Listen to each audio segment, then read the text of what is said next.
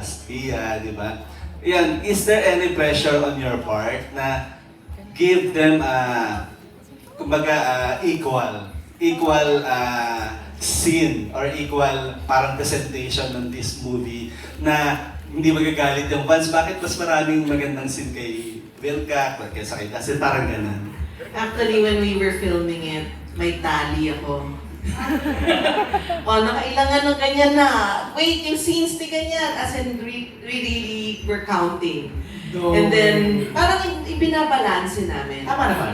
It's not so much yung parang yung thinking of course, we're considering, syempre, they have a huge following and that's a major consideration, that it's going to be fair.